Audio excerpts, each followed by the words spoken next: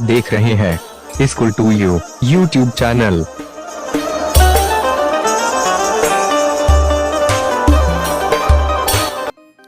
कृति में पहला प्रश्न हमको पूछा गया है। प्रश्न क्रमांक 1, फर्क स्पष्ट करा, यानी फर्क वाज़ेह करो। सुगरन और मानुस यानी सुगरन परिंदा और इंसान के दरमियान में हमको फर्क लिखना है। तो पहला फर्क है इवलीसी चोच 2 हाथ आहेत। सुगरन को छोटी सी चोच है और इंसान को 2 हाथ होते हैं। दूसरा फर्क है चोच हेच दांत व ओठ। जो चोच होती है वही दांत और वही होठ होते हैं। और मानुस में आएगा 10 बोटे आहेत, 10 उंगलियां हैं।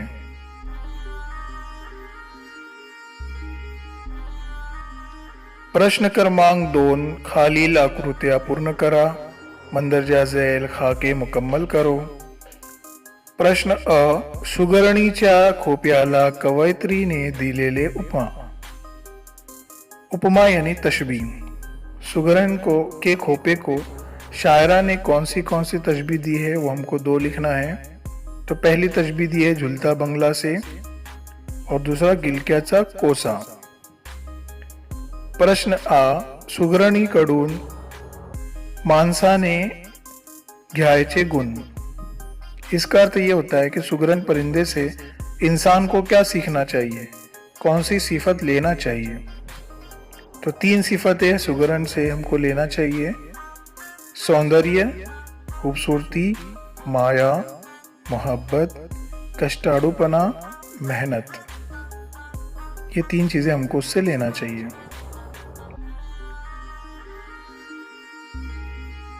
प्रश्न क्रमांक 3, पिले हे उत्तर येईल असा प्रश्न तैयार करा। अब यहाँ पर हमको सवाल तैयार करना है, वो भी ऐसा जिसका जवाब हो पिले। तो सवाल कैसे बनेगा? खोप्यामधी कोण निजले आहे, खोपे में कौन सोया हुआ है। उसका जवाब रहेगा पिले। प्रश्न क्रमांक 4, कवितेतील यमक जुळणारे शब्द लिहा, नजम में से इनके राइमिंग वर्ड्स लिखो।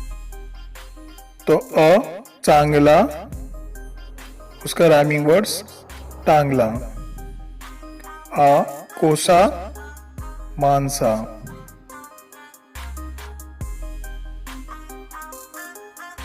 उसके बाद सौमत यानी सेल्फ रिस्पॉन्स क्वेश्चन, खुद की राय।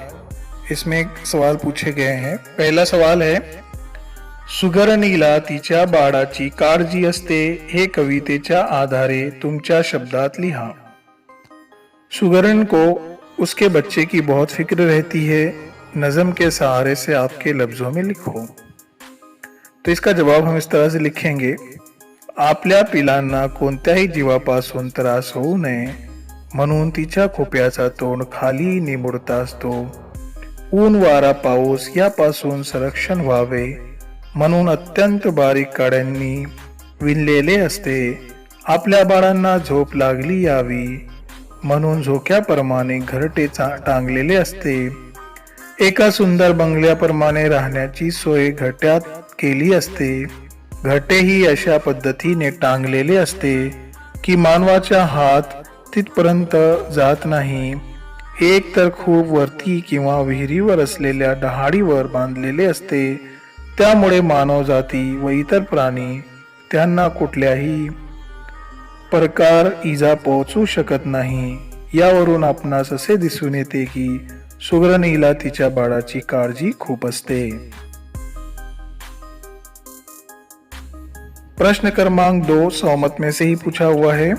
सुगरणीला तिच्या पिलांची काळजी वाटते तशी तुमच्या आईलाही तुमची काळजी वाटते, हे उदाहरण स्पष्ट करा।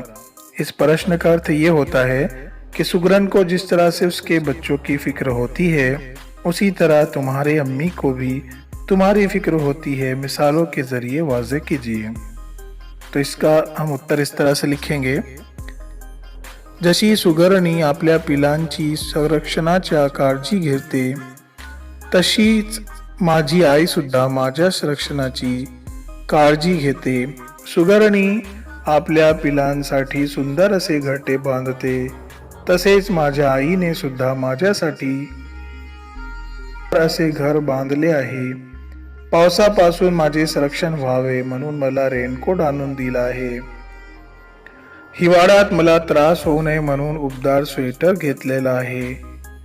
उन्हाळ्यात मला त्रास होऊ नये म्हणून कॅप व कूलरची व्यवस्था केलेली आहे. सुगरणीने जसे एक झोका टांगलेला आहे त्याचप्रमाणे मला खेळण्यासाठी आईने छतावर एक झोका टांगलेला आहे.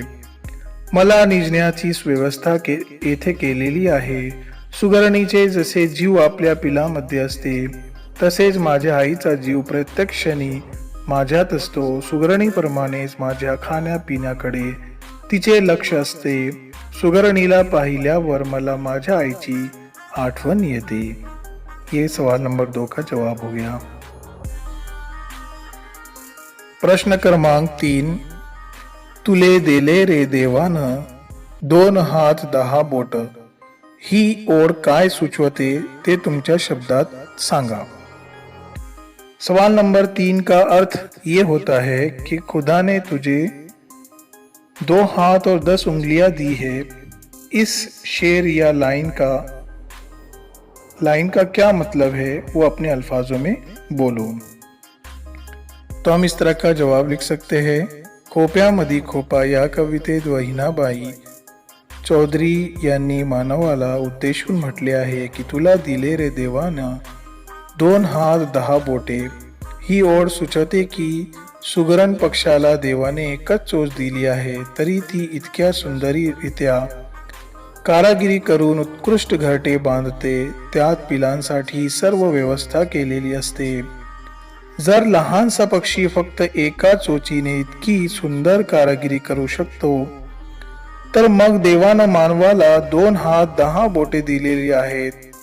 तो सुगरण पक्षापेक्षाही उत्कृष्ट कार्य करू शकतो. म्हणून माणसाने आपल्या आळस झटकावे व कष्ट करण्याकडे वळावे. जोपर्यंत मानव कष्टपूर्वक कामे करत नाहीत तोपर्यंत त्याला सफलता प्राप्त होत नाही असे ही ओळ सुचवते. वीडियो अच्छी लगी हो तो लाइक जरूर करें.